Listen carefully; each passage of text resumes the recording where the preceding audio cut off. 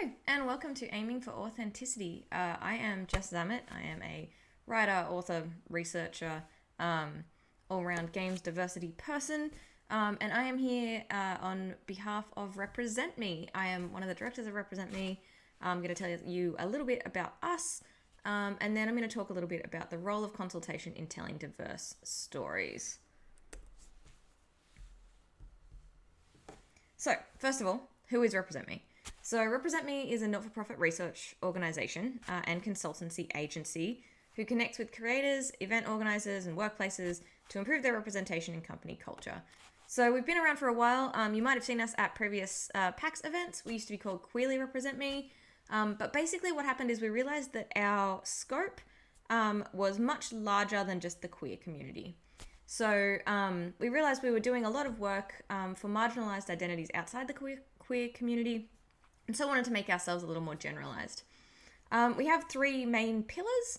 So representation, we want to help marginalized people feel seen. So we want to help people feel seen in the games industry, in games themselves, and basically in this world that they love, that we love. Education. So we want to help everyone understand how to ensure their content, workplaces, and events are as inclusive and accessible as possible. It's through doing stuff like this, where we teach you why you might want to seek out consultation for your game, or why it's important to make your event location as accessible as it can be so that you can ensure the most people can get there, because we want everybody to be able to participate. The third one is elevation. So we want to spotlight marginalized voices and help people make valuable connections. So if you are marginalized and in the games industry, you will understand that it can be especially hard for us to get our work out there and to get our work seen and to find ourselves spaces in the games industry that really make us feel like we belong there and allow us to do our best work and to shine. So we just want to help people be able to do that in the best way that they can. And we do that through a number of different things. So, we spotlight queer creators during Pride Month, or through an interview series where we talk about people in the games industry and their work and their journey to get where they are in the games industry. And it can just be a good way to give people some insight into a journey that they might not have otherwise considered, and some roadblocks that they might not have otherwise considered, which kind of ties into the talk that I am going to give you today. So we're here today to talk about consultation. A lot of you obviously know what that word means, but what does it mean specifically in the sense of games consultation? Basically, it's like any other kind of consultation you might be used to. So say you're building a house and you bring in someone to do an interior design consult. They have expertise, they have experience, and this is kind of their jam. So it's the same kind of deal with games consultation. So bringing in an expert in a field to provide your team with knowledge you may not otherwise have access to. So even if you have a diverse team, you probably don't have a team that makes up literally every kind of identity in the entire world. So when you're trying to tell a diverse story, which ideally you are, you will come across things and experiences that you don't entirely understand. Even if you have a person in your team that represents a particular identity, you still might not have a person that has the actual experience of the person that you're trying to represent in your game. So bringing in a consultant allows you to bring in someone whose job is to look at that media that they will in some way relate to and talk about how accurate it might be to the experience of someone with that identity,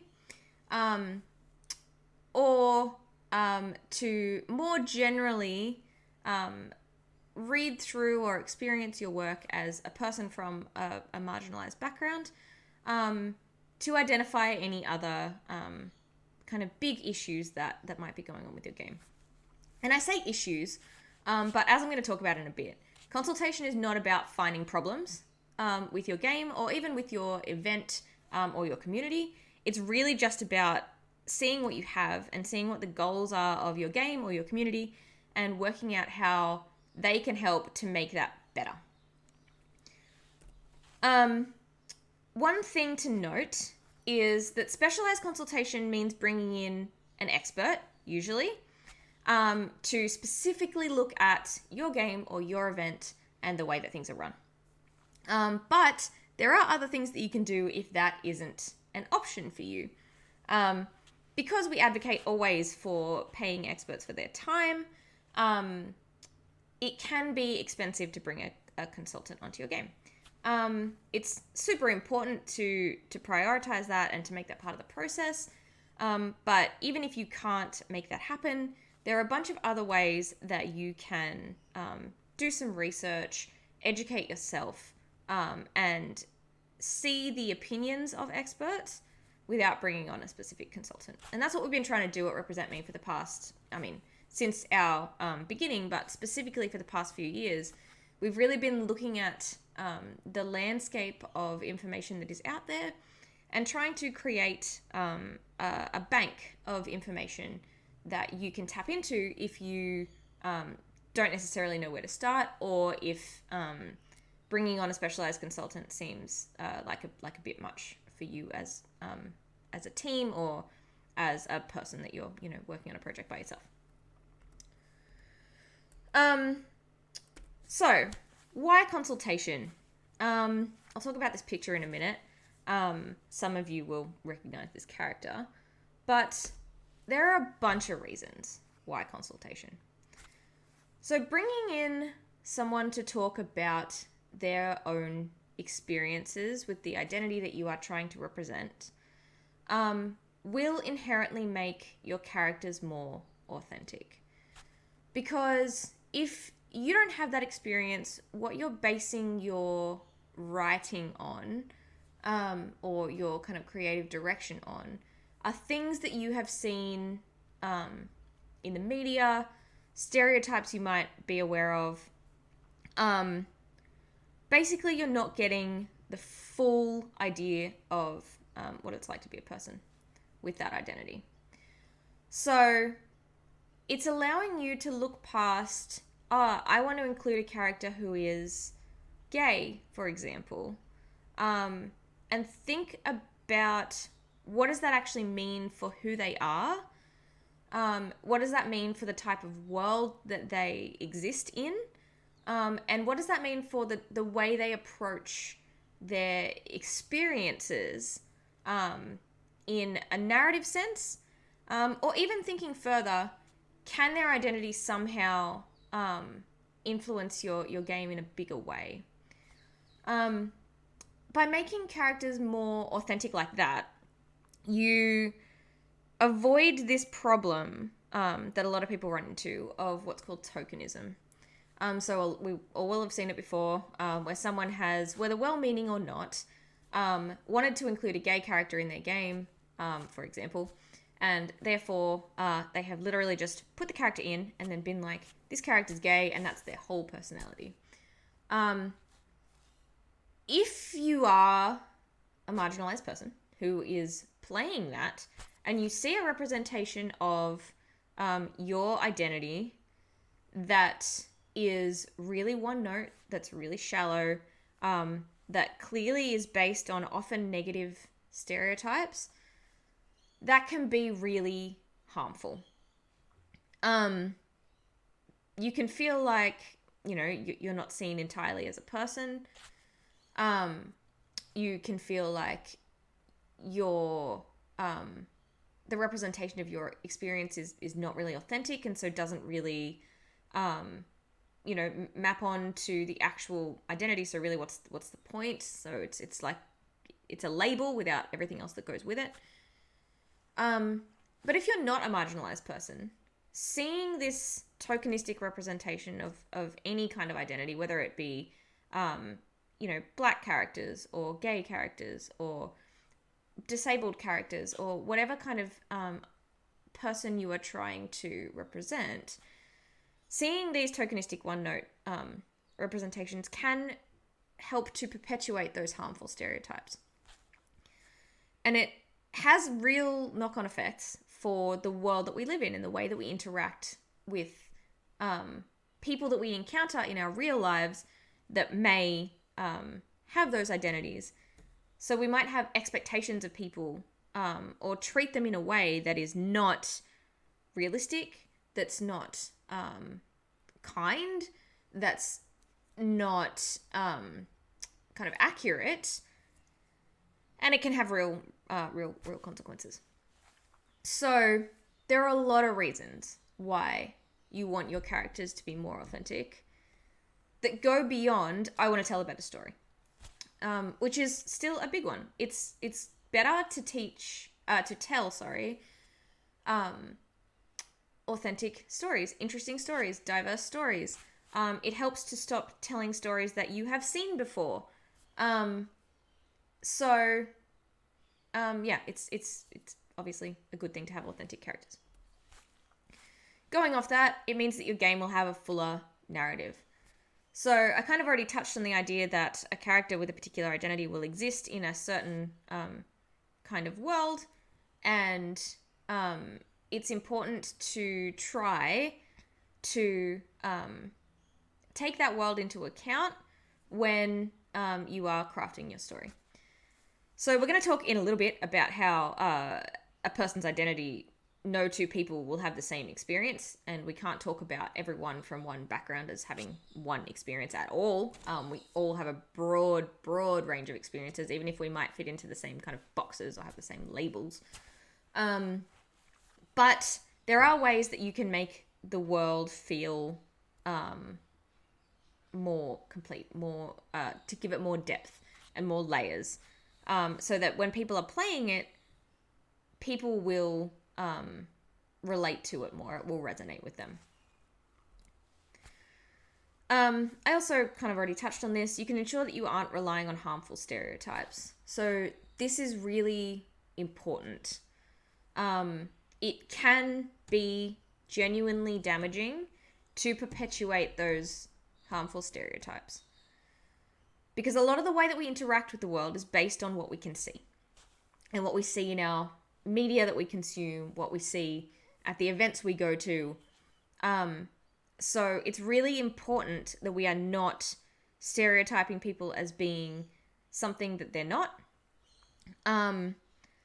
Because not only can it change the way that people treat them or treat us, but it can change the way they feel about themselves.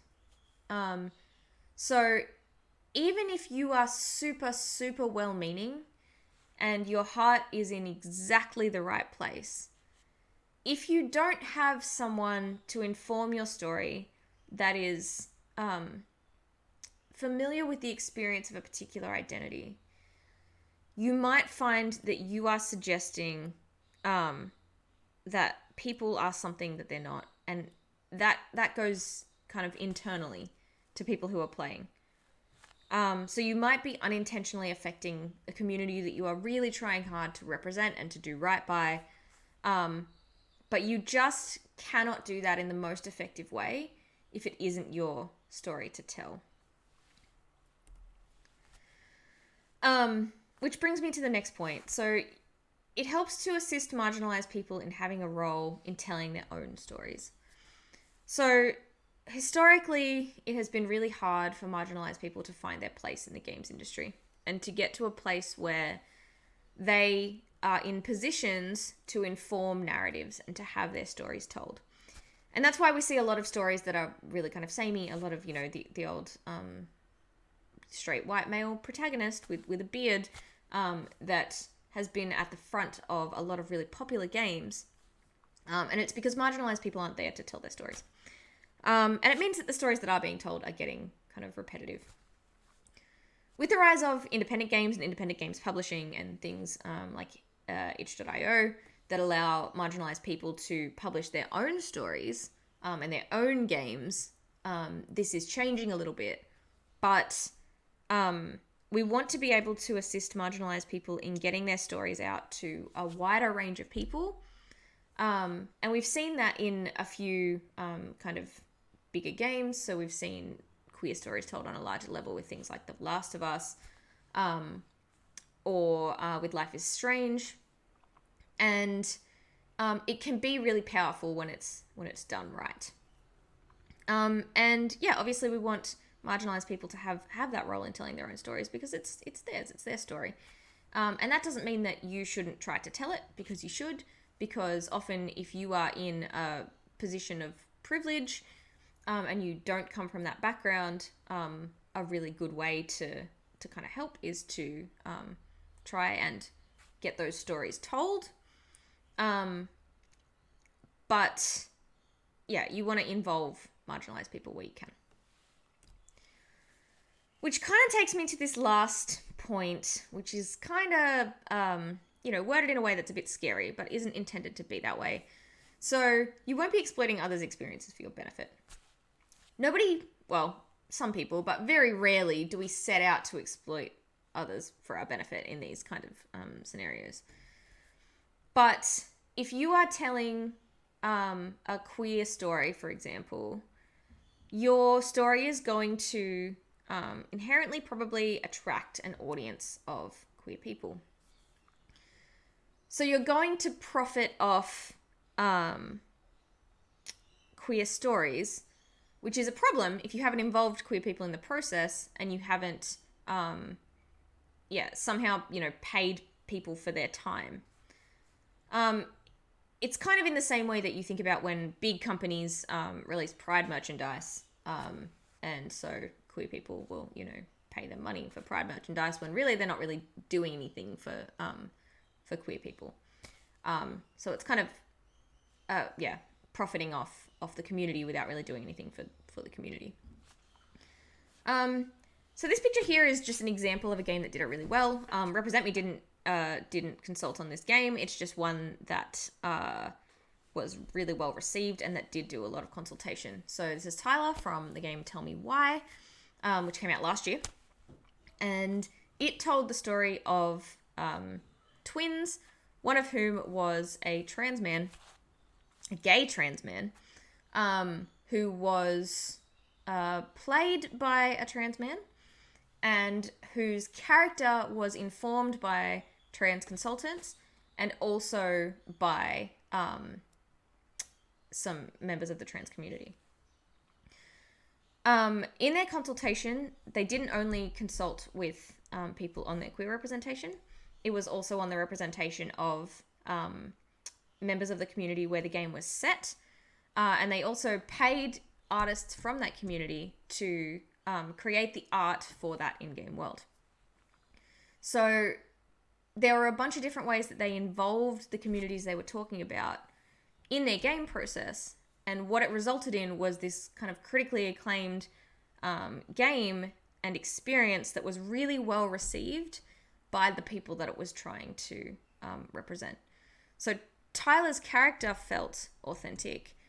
Tyler's background and the way he dressed, the way he designed his room, the way he kind of interacted with the people around him, all felt really authentic to the queer experience.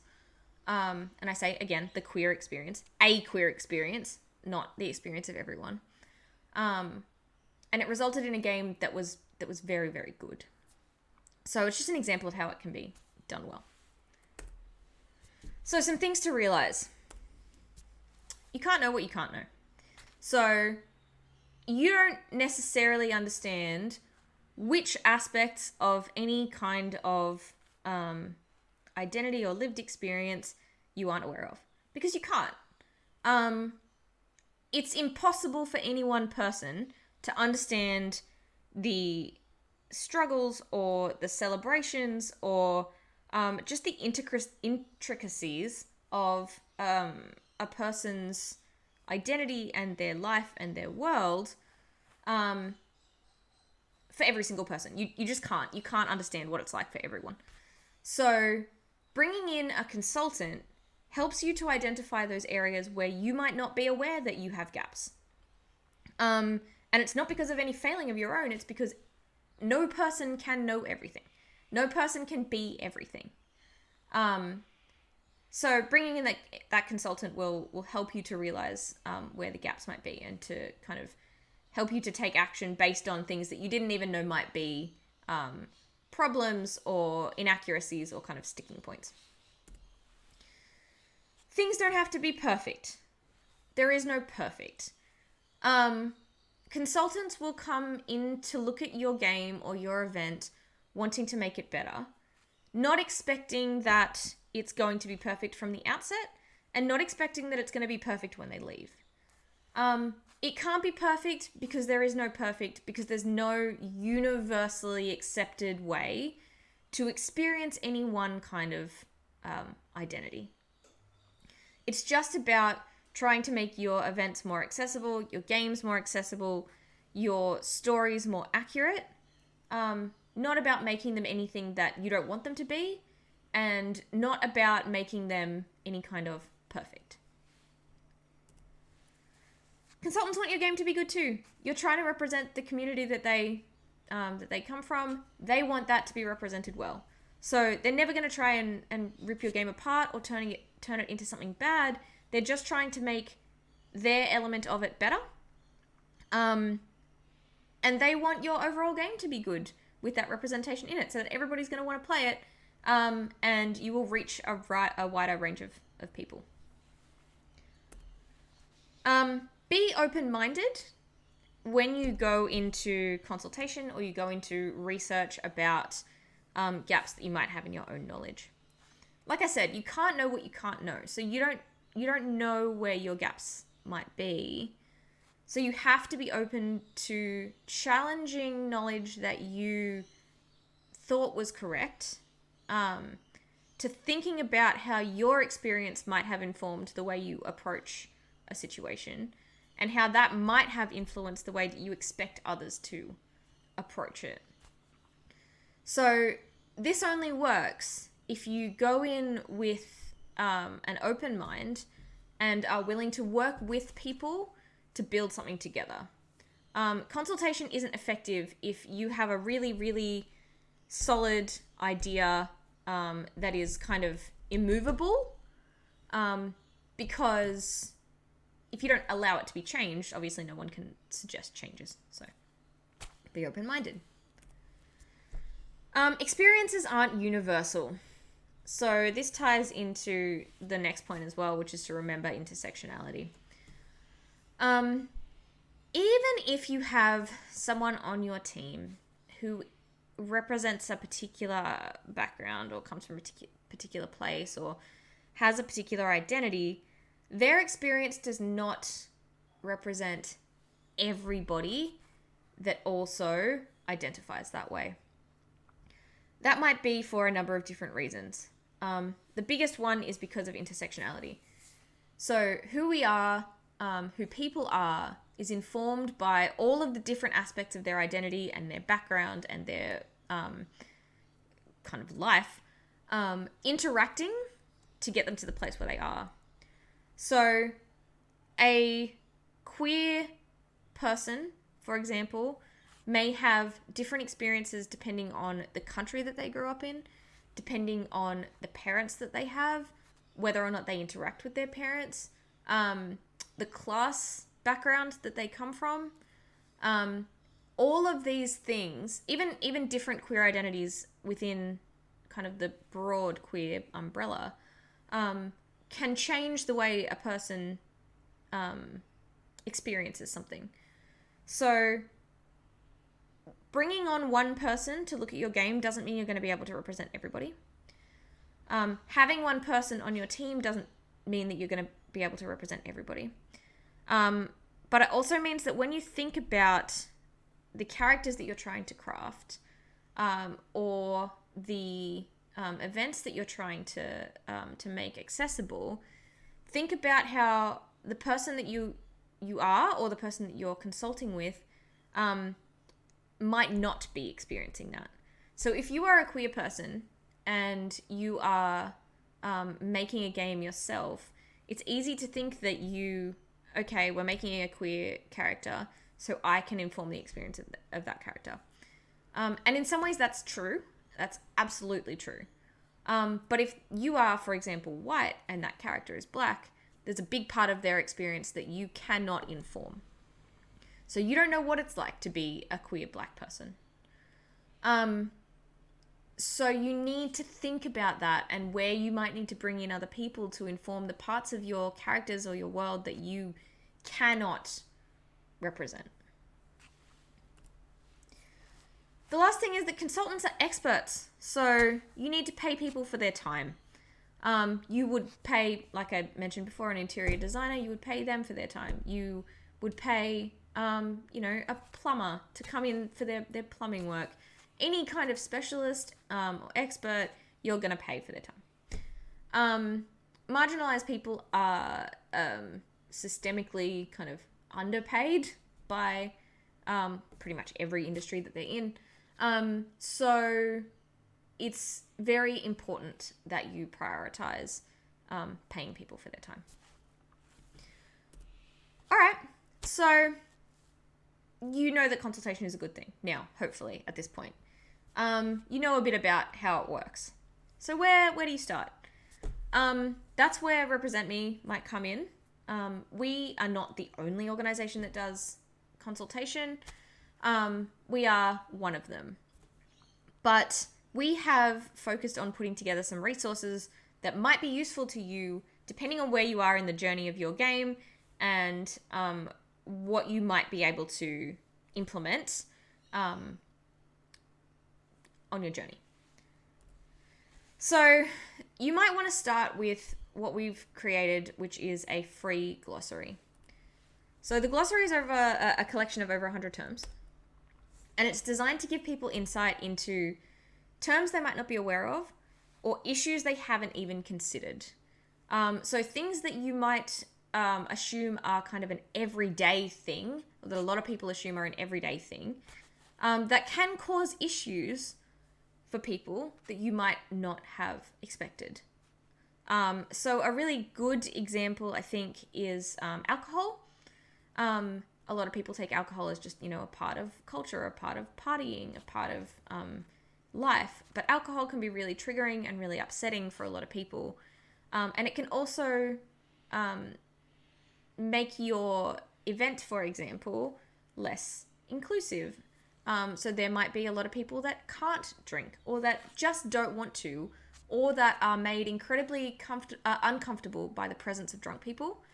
Who won't really be able to interact with your event in the way that you think people are going to, which can really harm things like networking opportunities, for example. So it's just, an example of things you might not have considered. The glossary should kickstart more research and in-depth analysis on your part. So if you look through the glossary and you find some things that you didn't even consider might be a problem, then you can say, okay, so what's the next step? I'm going to need to look more carefully into alcohol, for example, or into the representation of a particular kind of mental illness or a particular disability. So it's just kind of a jumping off point. Here are some examples of the sorts of things that are in the glossary. So ableist language refers to words, phrases, or expressions which have historically been used or are presently used to stigmatize, exclude, ridicule, devalue, or hurt disabled and neurodiverse people. You can see it's just a really basic explanation, but it's a start. It's just to get you thinking about it. Or Aboriginal Australians. So Aboriginal Australians are people originating from or native to pre-colonial Australia, etc. So you should use this, as a jumping off point. And it's free, so anyone can access the glossary on the IsRepresentMe website. The bigger project that we have tried to tackle over the past couple of years is this collection of works called the Best Practice Guidelines. So the Best Practice Guidelines were designed to be an action-oriented middle ground between individual specialized consulting and broader guides or things like the glossary. So each of the best practice guidelines addresses a different kind of identity or issue and is written by someone with lived experience of the particular identity or issue. So someone that has that background. They are then reviewed by 2 other people, also with lived experience of that particular identity or issue, to ensure a broad range of experiences. Because like I said, no one person can represent any kind of identity. You need different people approaching the topic and the experience from different angles to be able to get a more accurate and realistic idea of the actual issue. So we made sure to involve a number of people that have each kind of identity with each issue. All the participants were paid. So this is something that we're really proud of. All of the creators of these guides were paid for their time and their expertise, which is the standard that we really want to see set across the industry. Pay people for their time. The best practice guidelines are a paid resource, and we wanted to be able to, even before we were generating anything from that, make sure that the people that were getting paid for that were the people that had contributed. So the funds that we get now go back into funding more of these guides and more of our efforts to represent and kind of elevate queer people and marginalized people of all backgrounds. Have it from when we were Queerly Represent Me. So the creation of these guidelines were paid. The funds that are raised from these guidelines are then used to pay more marginalized creators for their work. And you can see here it's absolutely not just queer people. It's a bunch of different people from a bunch of different backgrounds. So the list of available guides, there are a selection here. We wanted to do more, and we have plans to do more, but this is what we could do with the resources we had at the time and with the consultants that we had available to us at the time. So every one of these guides has kind of some background as to the common problems with representation of that issue or identity. And it has some specific action items that you can take to avoid those problems as informed by people with those experiences. So yeah, if you are interested, check out those best practice guidelines also on our RepresentMe website. The other thing that we do is we offer specialized consultation, which is kind of what I've been talking about throughout this whole panel presentation. So the one that I've mostly been talking about is sensitivity reading of creative content and documentation. So that might include the script for your game, for example, or it might include playing through a short demo of your game or playing through the entirety of your game, depending on how much of our time you kind of want. That's one of the things that we do, and we have a bunch of different consultants from all kinds of backgrounds that can do that depending on what you're interested in representing.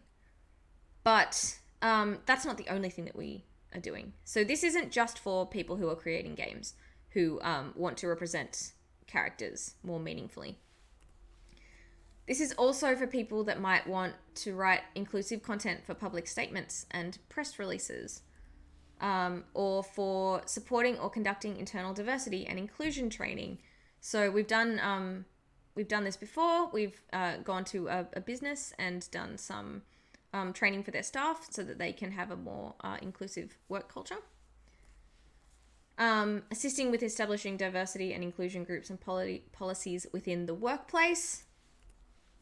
Supporting the transition towards more inclusive practices within an organization. So these all tend to go kind of hand in hand, but they are all specific things that consultants, us specifically, but consultants broadly, can help with. Consulting on inclusion and accessibility practices within workplaces and event planning. So I personally have been part of some of this, and it's really fun because you're usually working with people who really, really want to make their event as accessible as they can be, as it can be. So people are really happy to kind of work with you, and I imagine that's probably true for a lot of people that are watching this presentation. So yeah, it's really fun to help plan accessible events. Creating documentation and action plans to meet the requirements of external bodies, government agencies, or funding organizations. So we can help with this really specific sort of stuff. Speaking at your event on diversity, inclusion, and/or accessibility. Hi, hello, this is me doing that right now. Sometimes there'll be more than one of us, and we can sometimes do this in person. So yeah, we kind of are available to do this sort of speaking to a wide range of audiences, and hopefully help you to make your event more inclusive. So whatever kind of consultation we do for you, we will provide reports, question and answer sessions, video conference calls, whatever your team wants to reach your desired result. So whatever works best for your team. If you want us to be part of a Q&A session, we're happy to do that. If you want us to read through your guide first and then talk about what we found, that's also a great way to do things. If you just want us to give you a report without any kind of call attached, we can do that too. We will work with you. There are a bunch of different ways to approach consultation, and consultants want to work with you to make it happen the way that your team or your company or you as a person want it to happen. So I just want to finish off with a testimonial that we have from someone, Chris Gardner from Fail Better Games, who I think addressed a lot of the concerns that some people might have with approaching consultation and with kind of giving it a try and involving some some consultants in their creative process. So Chris says, I was very nervous about presenting my work at the consultation. I was worried I might have written something offensive and ignorant and would be judged for it, especially since some of the outlines intentionally leaned into areas I suspected would be problematic because I wanted to ensure we could benefit from RM's experience on these topics. I needn't have been concerned. The atmosphere was open, supportive, collaborative, and friendly. The emphasis was never on saying you can't do this, but always how can we make this work and how can we make this better. The consultation was both enjoyable and rewarding.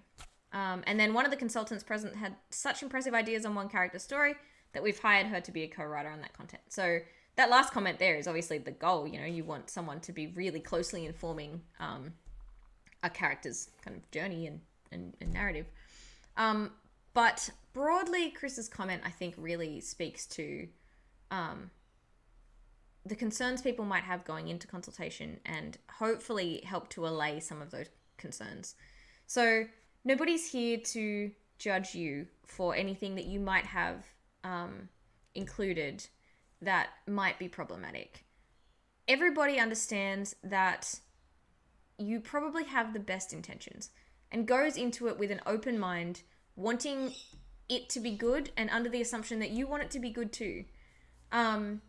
We want to be collaborative. We don't want to kind of take over or tell you what you can or can't do, but we want to help you make your story the best it can be, or your game the best it can be, or your event.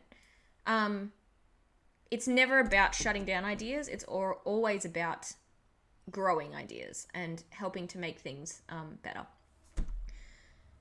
So, with that said, this was me. This was our talk on aiming for authenticity. I hope that it was helpful to you. If you want to reach out, you can find us at representme.charity. That's our website, or you can find us on Twitter at repmecharity. If you want to reach out to me specifically, you can see my Twitter handle is underneath my little video here. And feel free to reach out to me, us, or, you know, just to go on your own kind of consultation journey. So whatever you choose, I hope that you enjoy the rest of PAX and pay particular close attention, to PAX Together, the best part of PAX. Thank you.